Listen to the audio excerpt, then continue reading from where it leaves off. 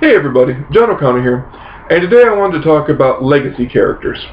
Now, a legacy character is a character who is the offspring of a previously played PC and NPC, or two PCs. And the idea behind it is that enough time's passed, or you've done a time jump or something, that this character is old enough to be adventuring on their own now. Now, for the sake of this conversation, I'm going to be really talking about Dungeons & Dragons 3.5, because I actually have some cool little source information for you. Now, the first step when building a legacy character is figuring out, one, how long did it take for you to be? Now, if you're humans, it's 9 months and 1 week. That's basic math.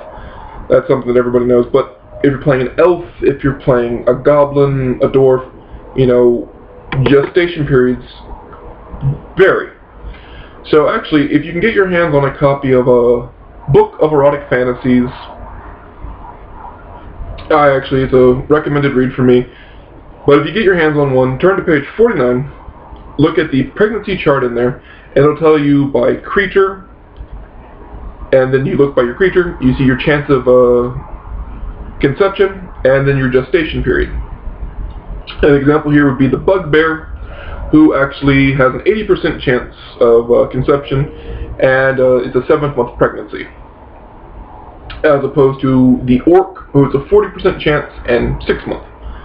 Everybody's kind of labeled out here. It's really kind of a cool little read. I recommend it. And some things kind of make sense the way they did it. And one of the reasons I like looking at it is because the older lived races, like the dwarf and elf, their pregnancy things would explain why it takes so long for, you know, why they live so long. Dwarfs, there's only a 10% chance of a conception, and it's a 12-month gestation period. Elves, there's only a 5% chance, and it takes 24 months, which would make sense with some of these older living races. You know, it takes longer for things to happen. Another fun read on this one is actually the nymph, who takes 1d12 months to have a kid, and they have a 100% chance of pregnancy if they want to. So children created by nymphs are kind of actually an interesting thing. So if you play a half-nymph character, that's a fun little avenue for you to explore. But while building your legacy character, I would highly recommend that you use a Punnett square. If you don't know what a Punnett square is, there is a link in the description, but I will actually give you the definition right now. Because a Punnett square is a square used as a genetic calculator to determine the frequency of different genotypes and phenotypes among the offspring of a mother and father. What that boils down to is you take something like eye color, you have a dominant recessive gene, both mother and father, you put it on this table, you cross the dominants and recessives, and you get 4 results. Now, once you have these 4 results, take a d4, roll it, see which one you get, and that'll actually determine your eye color. Now, if you did that for hair color and a few other little traits, it's a fun way to build your character. Now, some other things to determine when building your legacy character is the personality types of mother and father. Which things do you inherit from them? Which things don't you inherit? What character traits do you take on as a direct opposite of them? These are things to always think about and consider. If you, you know, if your father's a paladin, do you rebel? Do you have that little bit of, I'm not taking that crap? Or, you know, if you came from barbarians, do you seek a more structured life as a knight? You know, these are things to consider when building your character. The relationships that you have. And especially if you're building a legacy character, you should definitely have a strong connection to them. Now, if one of them's passed because of one reason or another, that's fine, but, you know, there should be at least one living relative who you have a strong emotional connection to, who, you know, you can trace back, well, that's why I do it like this.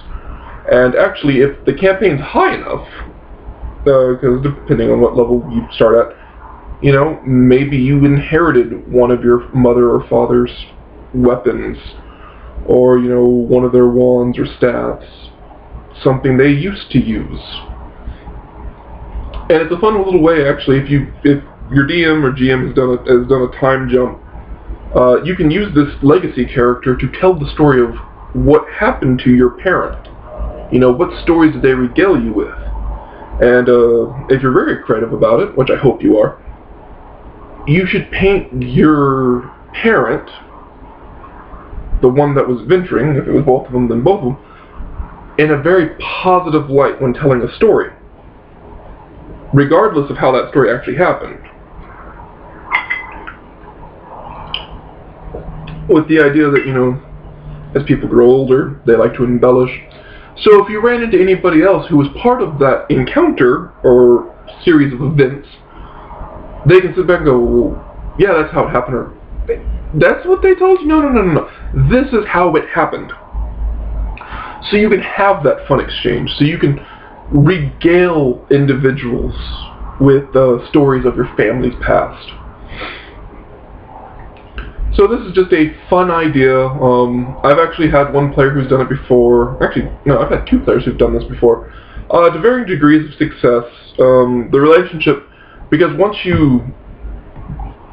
The only drawback to this is, and they had a small drawback with it, is that once you go, okay, I want to build a legacy character, that automatically means that your character who's having this offering that you're going to play is an NPC that if you want to have a social interaction with, you have taken the personality traits and everything that you've come up with and worked on, and now you're trusting your DM to do it correctly.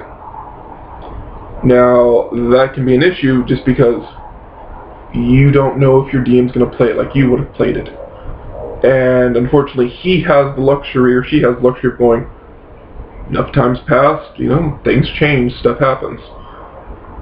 So you have to be very clear-cut when developing your character history for that particular PC. You have to write down in fine detail the relationship you have so your DM can do it correctly. Now, I'm not saying put a bunch of restrictions on your DM where they can't have a little bit of fun playing a character, but I am saying make sure it's clear the idea that you want to convey. This is a drawback of a legacy character, is that, you know, you work so hard on that first PC, and here you are, the PC's child that you're now playing. Well, as soon as you did that, well, that other character's in the DM's hands now, and you just have to have a working relationship and trust them. Major drawback, but it's worth it sometimes, depending on what kind of character you want to play. Well, that's all I've got to talk about today. I hope you guys enjoyed. As always, if you're having a good time, you like listening to this, like, share, and subscribe. And I'll catch you next time.